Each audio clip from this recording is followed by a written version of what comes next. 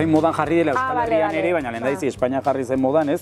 Horre bakarrizketen kontua eta estanda komedia, eta orain iritsi zaigula geroago guri, baina handik iritsi Esan nahi zaigu. duzuna da, Ez estatu batuetatik. hori Hemen da. badaukagu umore independente bat. Pues, Estatu independenterik ez dugu, baina umorerik. Pues nik uste dut ari garela pixkanaka Euskal umorea sortzen, agian ni Euskal Herriko Nafarroako umorea, esan nahi dut, ez da, Txantreako gutxi umorea, gara, bai. Gutxi gara, Osa, esan nahi dut, hemen Nafarroan Euskal umorea egiten dugun gutxi gara, eta nik uste dut ongi ari garela.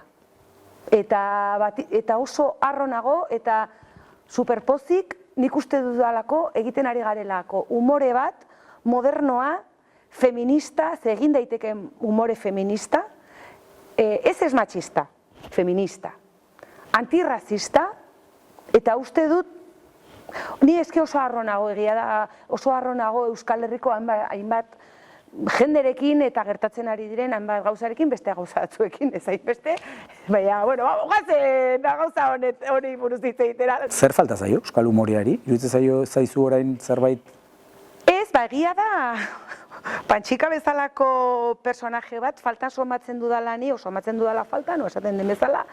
Horrein falta somatzen dut. Horrein falta somatzen dut, igual, alako personaje bat, baina nahi duena izan, nahi duena egon gehiago hortan, ez? Porque ni niretzat, sentitzen dut, baina hola esango dut, Pantxika bezalako transgresorerik ez dago,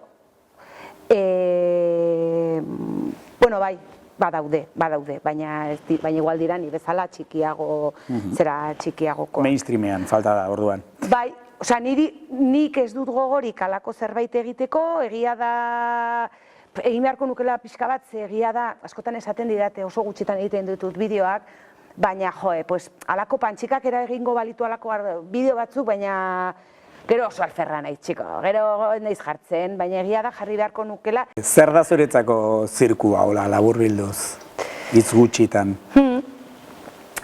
Zirkoa niretzat da, ez da, egia da nik ez duela zer ikusirik zirko, karpetako zirkoarekin eta hori dena, ez? Ni pixka bat erabili dut zirkoa nere aldera.